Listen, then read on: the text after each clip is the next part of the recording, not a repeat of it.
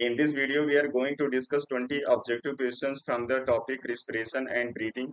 This topic is taken from chapter life process based on class 10 science.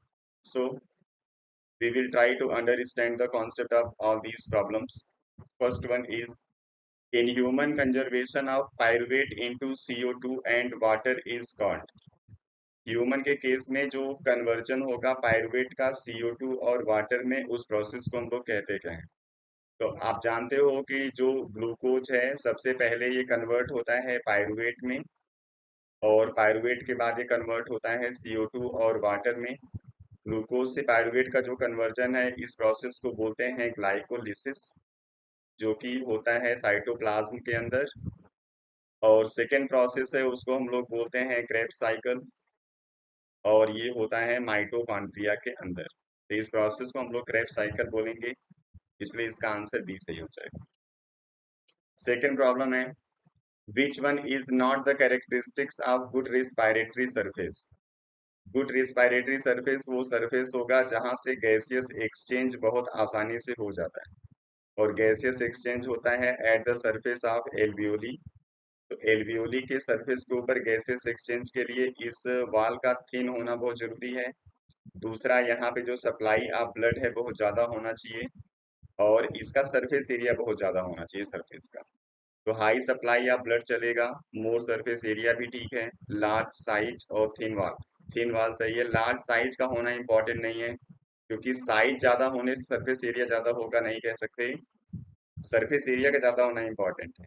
इसका size से relation नहीं है, इसलिए इसका आंसर हो जाएगा C. Question number 3, the process after glycolysis in anaerobic respiration is called. जब anaerobic respiration होगा तो उस प्रोसेस को हम लोग फर्मेंटेशन बोलते हैं, जो कि होता है ईस्ट के अंदर, और वहां पे प्रोडक्ट आपको मिलता है एल्कोहल, इसलिए इसका आंसर ए है। On oxidation of one molecule of glucose, the number of ATP produce during the aerobic respiration. तो एरोबिक रिस्पिरेशन में जब एक मॉलिक्यूल ग्लूकोज का ब्रेक होता है तो कुल 38 एटीपी बनते हैं, जिसमें से 2 एटीपी कंज्यूम हो जाता है, और 36 एटीपी का नेट गेन आपको होता है पर मॉलिक्यूल ऑफ ग्लूकोज। तो एरोबिक कंडीशन में आपको 36 एटीपी लिखना होगा नेट गेन, और टोटल गेन आपको 38 एटीपी लिखना होगा। 36 यहाँ पे ऑप्शन में है नहीं, इसलिए 38 आंसर हो जाएगा। अगर ये एरोबिक की जगह एन एरोबिक कंडीशन होता तो आंसर हो जाता 2 ATP. Next, during an aerobic respiration in east glucose is converted into. जब एन एरोबिक रिस्पिरेशन होगा ईस्ट के अंदर, तो जो ग्लूकोज है वो एल्कोहल में कन्वर्ट होता है, इसलिए इसका आंसर होगा alcohol. Which of the following statement is not correct. Oxygen has more affinity with haemoglobin than CO2, ये करेक्ट है। Bronchus is divided into bronchioles, ये भी सही है। तो opening leading to the larynx is called glottis, ये भी correct है। During inhalation rib move inward and diaphragm is raised. Inhalation के टाइम पे डायफ्राम नीचे की तरफ मूव करता है, इसलिए ये वाला जो ऑप्शन है वो गलत है, तो इसका आंसर हो जाएगा D. Which of the following is respiratory part of plants. तो प्लांट्स के अंदर जो रिस्पिरेशन होता है, उसमें जो गैसेस एक्सचेंज होगा वो उसके सारे पार्ट से होता है, because it's contain different fine pores on its whole body surface, इसलिए यहाँ पे हो जाएगा ऑल ऑफ दीज, मतलब इन सब के थ्रू वो गैसेस एक्सचेंज कर लेता है। It is known that exposure of CO is harmful to animals because. अब CO एनिमल्स के लिए हार्मफुल क्यों है। इट रिड्यूस CO2, ये गलत है। इट इंक्रीज CO2, ये भी गलत है। इट रिड्यूसेस O2, ये भी गलत है। Reduces the count of free haemoglobin, ये करेक्ट है, क्योंकि CO की जो एफिनिटी है हीमोग्लोबिन के साथ बहुत हाई होती है, और इसके साथ ये बाइंड होके बनाता है carboxy haemoglobin,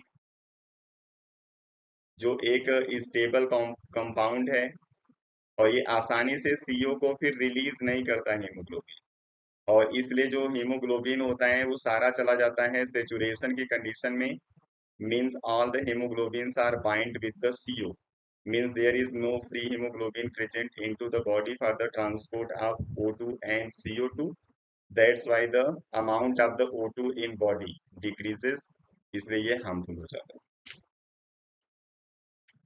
the end product of fermentation are, जो फर्मेंटेशन होगा तो एक प्रोडक्ट तो अभी इसके पहले आपने डिस्कस किया था, एल्कोहल होता है। अब इस एल्कोहल के साथ दूसरा प्रोडक्ट क्या होगा, यही आपको चेक करना है। तो एल्कोहल ये दोनों हैं, इनके साथ अब CO2 रिलीज होगा कि O2, ये आपको चेक करना है। तो ऑक्सीजन कभी भी रिस्पिरेशन का बाई प्रोडक्ट नहीं होता, CO2 होता है, इसलिए इसका आंसर हो जाएगा B. Which of the following statement is incorrect regarding inhalation, inhalation के लिए कौन सा इसमें से स्टेटमेंट करेक्ट है। थोरैसिक कैविटी कॉन्ट्रैक्ट, इनहेलेशन होगा तो ये कॉन्ट्रैक्ट नहीं होना चाहिए। Diaphragm become dome shift, diaphragm के डोम शिफ्ट होने का मतलब डायफ्राम ऊपर की तरफ शिफ्ट हो रहा है, और इनहेलेशन में डायफ्राम को नीचे जाना है, मतलब इसको फ्लैट होना है, इसलिए ये भी गलत है। वॉल्यूम ऑफ लंग्स डिक्रीज, जब डायफ्राम ऊपर मूव करेगा और रिप इनवर्ट तो यहाँ पे वॉल्यूम कम होता है, बढ़ता नहीं है, इसलिए वॉल्यूम ऑफ लंग्स डिक्रीज, ये इनहेलेशन के टाइम पे नहीं हो सकता। रिप मूव आउटवर्ड, जब रिप आउटवर्ड मूव करेगा तो उस कंडीशन में वॉल्यूम बढ़ेगा और इनहेलेशन होगा, इसलिए चौथा वाला जो ऑप्शन है वो करेक्ट है, रेस्पिरेशन हो जाता है। The systolic pressure of healthy human is, तो ह्यूमन के केस में जो प्रेशर लिखा जाता है वो 120/80 mmHg लिखा जाता है, जिसमें पहली रीडिंग सिस्टोलिक प्रेशर को और सेकेंड रीडिंग डायस्टोलिक प्रेशर को रिप्रेजेंट करता है। तो सिस्टोलिक प्रेशर ह्यूमन के केस में 120 mmHg होता है। Human lungs have large surface area for exchange of gases, ये सही है। In human glottis is guarded by epiglottis, ये भी सही है, लेकिन इसका ये एक्सप्लेनेशन नहीं है, तो आप लिखोगे both A and R true but R is not the correct explanation, means option B सही है। Respiratory organ of mosquito, mosquito के अंदर जो रिस्पिरेशन होता है वो स्पायरिकल के थ्रू होता है, ये उसके बॉडी के दोनों साइड में कुछ पोर्स होते हैं, उन्हीं के थ्रू गैसेस एक्सचेंज करता है, इसका आंसर हो गया D. Which animal show high breathing rate, ऐसे सारे एनिमल्स जिनको ऑक्सीजन कम मिलता है वो ऑक्सीजन की डिमांड को कंप्लीट करने के लिए ब्रीथिंग रेट को बढ़ा देते हैं। तो जो फिश और एक्वेटिक एनिमल्स होते हैं वो डिजॉल्व ऑक्सीजन यूज करते हैं, and the amount of the oxygen in water is very less, so to overcome the demand of the oxygen the breathing rate of the fish is very high, इसलिए इसका answer हो जाएगा B. if blood pressure increases from 120 mmHg then condition called, जब 120 mmHg मतलब systolic pressure का जो normal value है उससे अगर प्रेशर इंक्रीज हो जाएगा तो इसको हम लोग हाई ब्लड प्रेशर बोलते हैं, और हाई ब्लड प्रेशर को यहाँ पे हम लोग बोलेंगे हाइपरटेंशन, इसका आंसर होगा hypertension. Oxygen carrying capacity of human blood is reduced due to pollution of, अभी इससे रिलेटेड एक प्रॉब्लम आपने पहले डिस्कस कर रखा है, जब पोल्यूशन CO का बढ़ जाता है तो CO हीमोग्लोबिन के साथ बाइंड होकर हीमोग्लोबिन के काउंट को कम कर देता है बॉडी के अंदर, तो काउंट कम करने का मतलब जो फ्री हीमोग्लोबिन होगा वो कम हो जाएगा, इसलिए ऑक्सीजन को कैरी नहीं कर पाएगा, इसलिए ऑक्सीजन कैरिंग कैपेसिटी स्लो हो जाती है।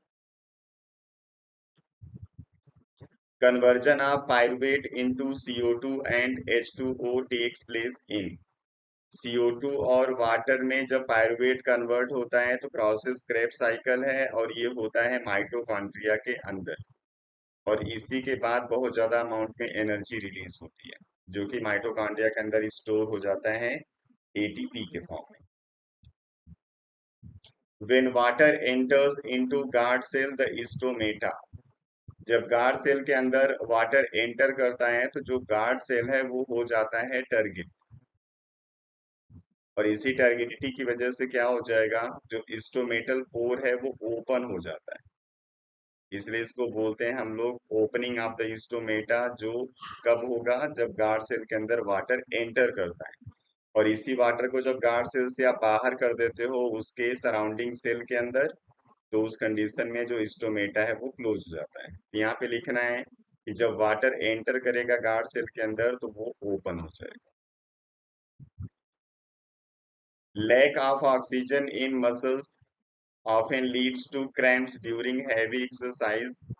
This result is due to conversion of, जब आप हैवी एक्सरसाइज करते हो तो उस कंडीशन में जो ग्लाइकोलिसिस के बाद पायरुवेट बनता है, इस पायरुवेट का कन्वर्जन हो जाता है लैक्टिक एसिड में, और यही लैक्टिक एसिड मसल्स के अंदर डिपॉजिट होता है जिसकी वजह से क्रैम्प्स आ जाते हैं। यहाँ पे आपको लिखना होगा conversion of pyruvate into lactic acid. तो पायरुवेट टू लैक्टिक एसिड इसका ऑप्शन ए सही हो जाएगा। चलिए, नेक्स्ट वीडियो में फिर हम लोग मिलेंगे किसी दूसरे टॉपिक के प्रॉब्लम्स के साथ। Thank you.